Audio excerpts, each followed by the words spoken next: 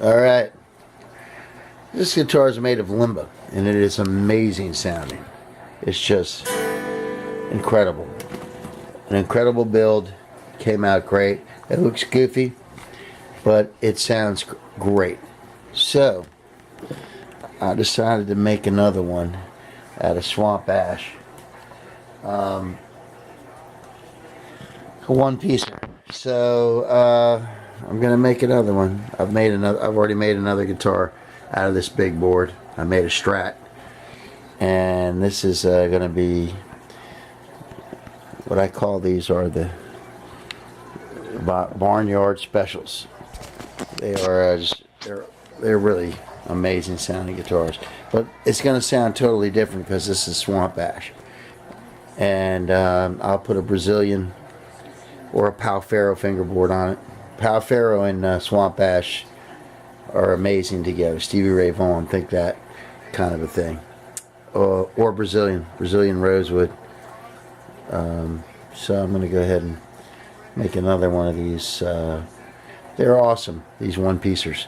With this, swamp ash is it's not very strong. So you got to make the neck a little thicker than I did on the limba one over there, but I will go ahead and reinforce the neck with rods and the headstock too, so that it won't bend or twist. This is really dry. This wood is 10 years old. It's been drying for 10 years. It's super dry, so it'll make a fine one piece. That's what you got to do with these one piece guitars. You got to let them air dry a long time. I don't recommend kiln drying. I did get this wood 10 years ago, kiln dried down to 10%, so it's already been kiln dried.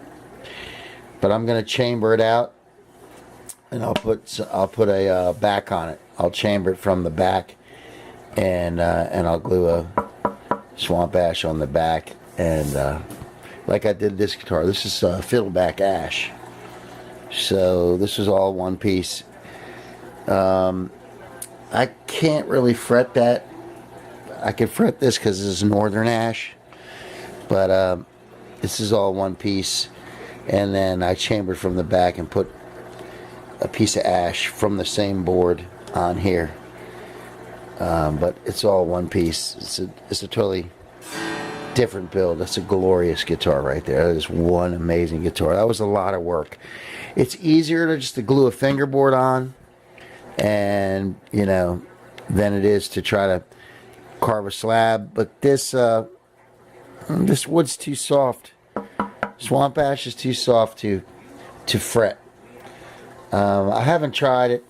I mean, this is I'm trying to dent it with my nail. Yeah, it's dents pretty easy with my fingernail. So I don't think fretting this. I mean, I could epoxy the frets in it, but I think swamp ash is not strong enough to fret. I think I'm going to have to put a fingerboard on. It's easy to do. Making these guitars with, like this guitar over here is made, it's all one piece of walnut. But I put a Brazilian rosewood fingerboard on there, so it's easy to do.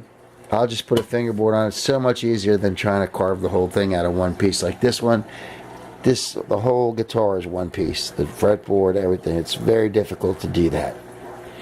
It's it takes a long time to do that. This is much easier. Obviously, it's easier to put a fingerboard on here, put the truss rod in from the top, than to try to do it this way.